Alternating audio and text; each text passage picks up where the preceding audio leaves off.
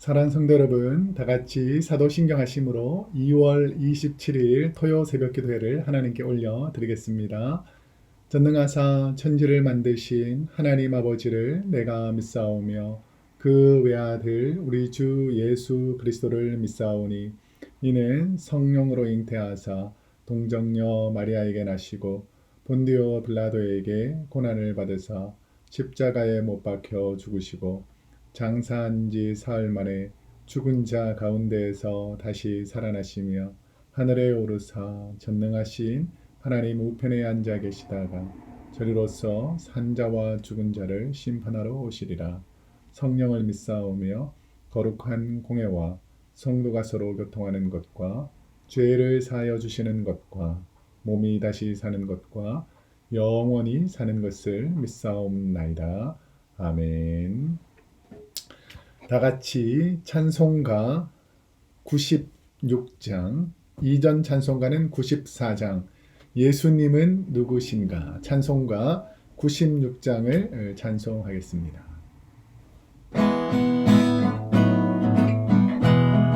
예수님은 누구신가? 예수님은 누구신가? 우는 자의 위로와 없는 자의 풍성이며 천한 자의 높음과 잡힌 자의 노임되고 우리 기쁨 대신에 예수님은 누구신가? 약한 자의 강함과 눈먼 자의 빛이시며 병든 자의 고침과 죽은 자의 부활되고 우리 생명 대신에 예수님은 누구신가? 주한 자의 정함과 죽을 자의 생명이며 죄인들의 중보와 멸망자의 구원되고 우리 평화 되시네. 예수님은 누구신가? 온 교회의 머리와 온 세상의 구주시며 모든 왕의 왕이여 심판하실 주님 되고 우리 영광 되시네. 아멘. 오늘 이 새벽에 우리에게 주신 하나님의 생명의 말씀은 신약성경 마태복음 10장 18장 10절에서 20절까지 말씀입니다. 신약성경 마태복음 18장 10절에서 20절까지 말씀입니다. 저와 여러분이 한 목소리로 함께 읽도록 하겠습니다. 마태복음 18장 10절에서 20절. 삼가 이 작은 자 중에 하나도 업신여기지 말라. 너희에게 말하노니 그들의 천사들이 하늘에서 하늘에 계신 내 아버지의 얼굴을 항상 배옵느니라. 너희 생각에는 어떠하냐? 만일 어떤 사람이 양 100마리가 있는데 그 중에 하나가 길을 잃었으면 그 99마리를 산에 두고 가서 길을 잃은 양을 찾지 않겠느냐? 진실로 너희에게 이르노니 만일 찾으면 길을 잃지 아니한 99마리보다 이것을 더 기뻐하리라. 이와 같이 이 작은 자 중에 하나라도 잃는 것은 하늘에 계신 너희 아버지의 뜻이 아니니라. 내 형제가 죄를 범하거든 가서 너와 그 사람과만 상대하여 권고하라. 만일 들으면 내가 내 형제를 얻은 것이요 만일 듣지 않거든 한두 사람을 데리고 가서 두세 증인의 입으로 말마다 확증하게 하라. 만일 그들의 말도 듣지 않거든 교회의 말하고 교회의 말도 듣지 않거든 이방인과 세리와 같이 여기라. 진실로 너희에게 이르노니 무엇이든지 너희가 땅에서 매면 하늘에서도 매일 것이요 무엇이든지 땅에서 풀면 하늘에서도 풀리리라. 진실로 다시 너희에게 이르노니 너희 중에 두 사람이 땅에서 합심하여 무엇이든지 구하면 하늘에 계신 내 아버지께서 그들을 위하여 이루게 하시리라. 두세 사람이 내 이름으로 모인 곳에는 나도 그들 중에 있느니라. 아멘. 오늘은 마태복음 18장 10절에서 20절까지 말씀을 중심으로 바른 길로 인도하는 제자의 직분, 바른 길로 인도하는 제자의 직분이라는 제목으로 하나님 말씀을 선포하도록 하겠습니다. 우리가 이 땅에 살다가 보면 강한 사람, 힘센 사람, 능력 있는 사람들도 만나게 되고 우리 주위에 힘 있는 사람, 강한 사람들에게 의지하는 경우도 많이 있습니다. 그런데 특별히 우리가 함께 지내다 보면 힘있고 강하고 또 자기 스스로 무슨 일이든지 잘 풀어가는 사람들보다 우리가 더 마음이 쓰이고 신경이 쓰이는 분들은 누군가의 도움이 필요한 사람, 쉽게 넘어지고 쓰러지는 사람, 이런 사람들에게 더 관심이 많이 가지 않습니까? 이처럼 가정에서도 부모가 여러 자녀가 있다면 어떤 자녀에게 더 마음이 많이 가고 신경이 쓰이냐면 자기를 스스로 알아서 하는 그 자녀보다는 늘 도움이 필요하고 어려움 속에서 낙심하고 있는 자녀들에게 더 마음이 많이 쓰일 것입니다.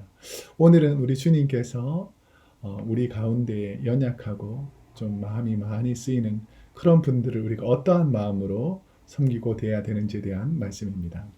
오늘 본문 10절에 보면 예수님이 제자들에게 평생 마음속에 품고 살아야 될 제자도의 삶은 무엇인가를 설명하는 말씀입니다. 10절 삼가 이 작은 자 중에 하나도 업신여기지 말라. 너희에게 말하노니 그들의 천사들이 하늘에서 하늘에 계신 내 아버지의 얼굴을 항상 배움느니라. 여러분은 이 10절 말씀에서 어떤 말씀, 어떤 부분이 이 마음속에 더 와닿습니까? 연약한 자라는 그 어려운 병이 있는 자라는 부분을 묵상하면서 저는 이 작은 자 중에 하나라는 말씀이 제 마음속에 크게 와닿습니다.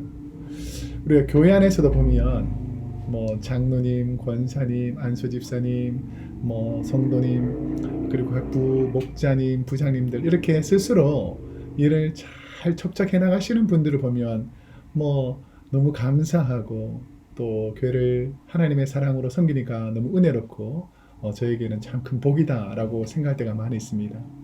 그런데 목회자인 저에게 가장 마음이 많이 쓰이는 분들이 어떤 분인가?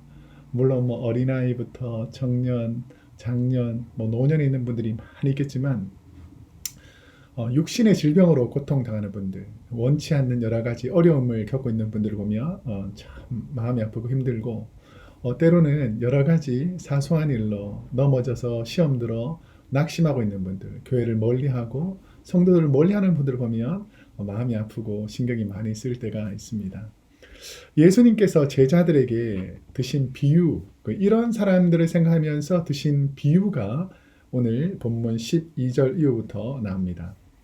너희 생각에는 어떠하냐? 만일 어떤 사람이 양 100마리가 있는데 그 중에 하나가 길을 잃었으면 그 99마리를 산에 두고 가서 길을 잃은 양을 찾지 않겠느냐? 여러분 만약에 여러분의 자녀가 한 4명, 3명, 2명, 1명 이렇게 자녀들이 있었지 않습니까? 만약에 이전에는 7명, 8명, 많게는 10명이 넘는 대식구가 있었죠.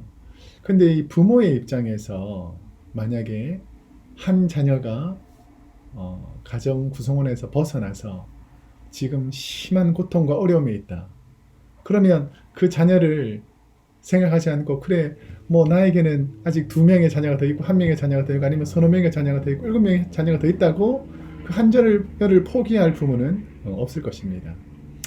이스라엘 팔레스타인 지역의 목동들의 입장에서 오늘날로 따지면 반려동물 뭐 강아지나 고양이처럼 이 가정의 구성원 중에 하나처럼 지내던 사람이라는 동물들이었다는 것이죠. 그런데 이 양 한 마리가 사라졌다는 것은 뭐냐면 이 목동 입장에서는 이 양들을 돌볼 때에 매일 양들을 돌보았을 뿐 아니라 양들의 그 청결 상태라든지 아니면 몸이 좋은지 나쁜지 어린지 큰지에 대해서 늘 관리하던 그 양들인데 그 양 한 마리가 사라졌다라는 것은 마치 자식이 사라진 것과 같은 그런 아픔을 우리 주님께서 양의 비유로 설명해 주고 있다라는 것입니다.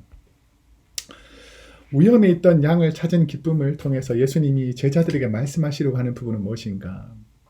진실로 너희에게 이르노니 만일 찾으면 길을 잃지 아니한 99마리보다 이것을 더 기뻐하리라. 이와 같이 이 작은 자 중에 하나라도 잃는 것은 하늘에 계신 너희 아버지의 뜻이 아니니라.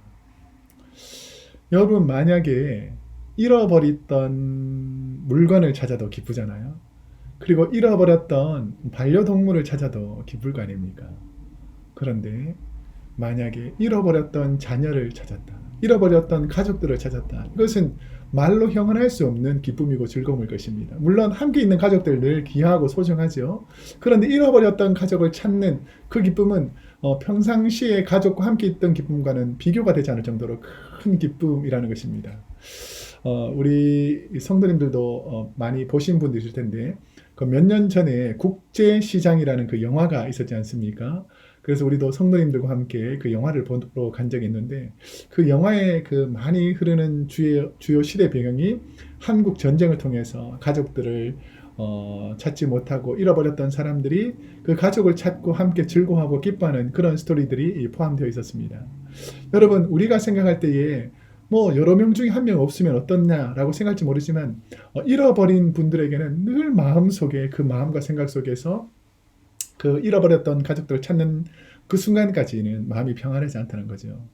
우리가 자녀가 잃어버려도 아니면 반려동물을 잃어버려도 그렇게 애타는데 우리 하나님은 하나님의 자녀가 마귀에게 속아서 원수 마귀에게 종노릇하고 있으니까 얼마나 마음이 아프겠습니까? 특별히 이단에 빠져서 죄악에 빠져서 세상의 것에 빠져서 하나님을 떠난 그 자녀들이 하나님께로 돌아온다 이게 얼마나 기쁘고 즐거운 일이겠습니까? 그런데 이 다음 스토리에 보면 하나님의 말씀을 듣지 않고 이 탕자가 회개하고 돌아와야 되는데 돌아오지 않는 오히려 교회의 구성원들을 파괴하고 마음을 상하게 하는 이런 사람들을 어떻게 대해야 되는지에 대해서 설명하는 부분이 오늘 본문 15절 이후입니다.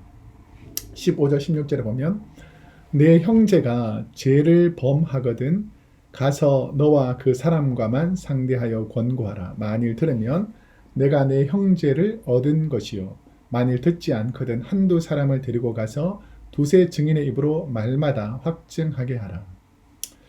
이 본문의 형제가 죄를 범하거든에서 형제라는 말은 예수님 당시에 같은 유대인으로서 하나님의 복음을 받지 않고 거부하는 종교인들, 종교 지도자들이라고 말할 수 있습니다.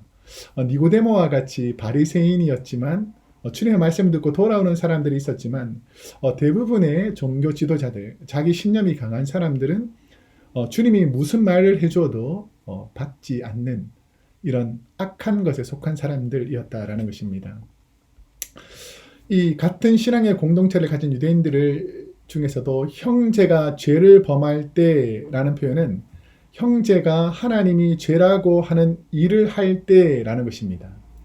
그러니까 하나님께서 원치 않는 것, 이것이 뭐냐면 하나님께서 가장 원하는 것은 예수를 구주로 영접하고 하나님의 자녀가 되는 것을 우리 하나님께서 가장 원하시는데 예수 그리스도를 거부하고 예수님의 말씀을 듣지 않고 오늘날 따지면 목회자가 전해주는 하나님의 말씀을 받아들이지 않고 자기 생각과 자기 종교적 신념으로 하나님의 말씀을 거부하는 것. 그러니까 얕은 자기 신앙의 경험과 내가 몇 번 성경 읽었던 그 성경적인 지식을 가지고 예수님, 그러니까 하나님의 아들, 하나님의 본체이시고 말씀이 육신되어 오신 이 예수님의 말씀을 듣기를 거부하는 종교 지도자들처럼 오늘날에도 하나님의 말씀을 그 주의 종들의 말을 거부하는 사람들을 향한 메시지라고 표현할 수가 있습니다. 예수님은 죄를 지은 사람과 1대1로 만나서 권고하라고 말씀하십니다. 그 이유는 죄를 지은 사람들을 보호하는 차원에서 여러 사람에게 알리기 전에 우선은 1대1로 만나서 당신 이런 잘못이 있습니다. 당신 이러한 것이 교회의 신앙생활에 문제가 됩니다. 목회자가 신학적으로 잘 검증해서 그 사람을 위해서 여러 번 기도한 다음에 그 사람을 면담하는 거죠. 저도 교회에서 목회를 하다 보면 신앙적으로 참 안타깝고 윤리적으로나 도덕적으로나 삶적으로 이것은 좀 잘못되었다라고 해서 권고하려고 할 때가 있습니다. 그랬을 때에 우리 교회도 수백 명의 성도님들이 있지 않습니까? 그런데 이 마음에 걸리는 분들이 있어요. 이런 분들을 위해서 권고할 때는 그냥 한두 번 가서 갑자기 권고하는 것이 아니라 기도하고 말씀 읽고 하나님의 뜻을 구한 다음에 권고하는데 왜 1대1로 만나냐면 1대1로 만나야 그 사람의 은밀한 부분을 구체적으로 설명할 수 있기 때문에 우리 주님께서는 1대1로 먼저 만나서 목회자가 권면할 것을 부탁하고 있습니다. 그래서 그 문제에서 형제를 마귀의 손에서 얻는다라는 표현은 특별히 이 하나님의 말씀을 거부하고 또 주의 복음을 거부하는 것들은 자신의 계획과 생각일 수도 있지만 그 마음속 깊은 곳에서는 악한 마귀가 주는 거짓이 그 마음을 사로잡고 있기 때문입니다. 그래서 오늘 본문 말씀에서 보면 만일 듣지 않거든 16절에 보니까 만일 듣지 않거든 이라는 이 단어의 원어는 헬라어로 파라쿠세라는 단어인데 건성으로 듣다, 권면을 무시하다라는 뜻입니다. 목회자가 불러서 아니면 전화로 이렇게 하셔야 됩니다. 이것은 잘못되었습니다. 이렇게 하지 마십시오라고 분명히 말씀드려도 이 말씀을 자기 신념과 생각에 사로잡혀서 파라쿠세, 건성으로 듣다. 아예 듣질 않는 거죠. 권면을 무시하다. 나는 당신 말 받아들이지 않겠다. 당신이 뭔데 내한테 부탁하느냐. 이런 식으로 그 마음속의 완강함이 그 하나님의 말씀을 받아들이지 못하게 한다라는 것입니다. 자, 그랬을 때에는 이 사람을 회복시키기 위해서 두세 명과 함께 가서 그 사람의 잘못된 부분을 조목조목 설명해주고 함께 있던 증인들이 이 부분은 잘못되었습니다라고 같이 말해준다는 것이죠. 그러니까 한 사람의 생각뿐 아니라 두세 사람이 함께 그 사람의 잘못을 조목조목 권면하면서 말해주는 것입니다. 자, 그러면 대부분의 사람들은 이 권면을 듣게 되어 있는데 마귀에게 속하고 자기 신념이 강한 사람들은 이 권면을 거부한다는 거예요. 오히려 자기 뜻이 더 완강해지고 마귀의 생각에 더 깊이 사로잡혀서 원수 맺고 분을 내고 분쟁을 만들고 아니면 더 심하게 하면 패당을 만들어 버리는 경우도 있다라는 것입니다. 자, 그래서 17절 말씀에 보면 만일 그들의 말도 듣지 않거든 교회의 말하고 교회의 말도 듣지 않거든 이방인과 세리와 같이 여기라. 자, 이제 두세 사람이 오늘날 따지면 목회자, 장로님들 아니면 리더십들이 가서 부탁을 해도 자기 뜻을 굽히지 않고 말을 듣지 않으면 이제는 교회 성도님들 전체에게 알려서 이런 분은 이런 문제가 있으니까 우리 성도님들이 조심하고 우리 성도님들이 하나 되는데 방해가 되기 때문에 잘 경계해야 됩니다라고 말해서 모든 성도님들이 이것을 알고 그분들에게 알려진 정보를 가지고 그분이 바로 될 수 있도록 많은 사람들이 한두 사람이 아니고 여러 사람들이 도와주셔서 이 부분을 고쳤으면 좋겠습니다. 이 부분을 바로 썼으면 좋겠습니다라고 말해준다는 거죠. 그런데 그렇게 여러 사람들이 말해주어도 듣기를 거부하고 모든 사람이 틀렸고 나만 옳습니다 라는 그런 마음이 있다면 이제는 이방인처럼 이 사람은 구원받지 못한 이방인처럼 버려두라 라는 것입니다. 왜냐하면 너무 많은 에너지를 그곳에 낭비하지 말라는 의미가 포함되어 있기도 합니다. 그러면 우리가 어떻게 되는가? 합심하여 하나님의 뜻을 간구하면서 기존에서 99마리 중에서 괜히 안에서 프라블을 만드는 사람들을 우리가 낙심하면서 힘들어하지 말고 잃어버렸던 세상 가운데 하나님께로 돌아야 될 잃어버린 양을 찾는데 전심전력하라 는 말씀에서 19절과 20절에서 이렇게 말합니다. 진실로 다시 너에게 이르노니 너희 중에 두 사람이 땅에서 합심하여 무엇이든지 구하면 하늘에 계신 내 아버지께서 그들을 위하여 이루게 하시리라. 두세 사람이 내 이름으로 모인 곳에는 나도 그들 중에 있느니라. 두 사람이 합심하여라고 말씀하실 때 합심 한다. 이 합심이라는 헬라어는 심포네오라는 뜻입니다. 심포네오. 이 심포네오라는 말 어디서 많이 들어본 것 같죠? 심포니, 교향곡이라는 단어의 어원입니다. 그러니까 심포니라는 것은 뭐냐면 한 악기가 독주하는 것이 아니고 여러 악기가 함께 어울려서 뭐 관악기, 현악기, 뭐 여러 악기들이 함께 모여서 타 악기들이 모여가지고 아름다운 곡의 조화를 만들잖아요.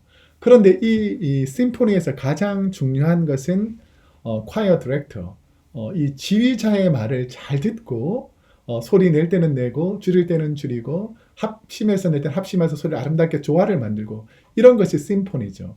교회가 어떤 곳인가? 교회는 내 뜻, 내 소리만을 내는 것이 아니라 하나님의 지위에 따라서 우리 모두가 함께 하나님의 뜻에 맞추어서 교회 한 곡 심포니처럼 아름답게 교회를 이끌어가는 것입니다. 심포네오, 합심하여라는 의미가 뭐냐면 똑같이 하라는 뜻이 아니고 동일하 획일하라는 것이 아니고 다양한 소리가 어울러져서 아름다운 화음을 만들어내라 이런 말이죠. 오늘 하루도 우리 사랑하는 성도님 어떤 분들은 강하고 어떤 분은 연약하고 어떤 분은 부족하고 어떤 분은 힘이 있다 할지라도 이 모든 것이 교회 안에서 하나님의 자녀로서 하나 되는 심포니 심포네오의 은혜가 있기를 축복합니다. 기도하겠습니다. 사랑과 은혜가 풍성하신 하나님, 우리 주위에 연약하고 부족하고 약하고 병들고 쓰러지고 넘어져 있는 분도 많이 있는데 하나님, 우리가 오늘은 우리 주님께서 잃어버린 양을 찾아 기뻐 즐거워하시는 것처럼 우리 주위에 연약한 분들, 아직도 죄악과 사탄마귀에 속한 분들이 해방되어 주님께 돌아오는 은혜를 경험하는 하루가 되게 하여 주옵소서. 감사드리며 예수님의 이름으로 기도드립니다. 아멘. 오늘 하루도 주님의 은혜로 가득하시기를 축복합니다.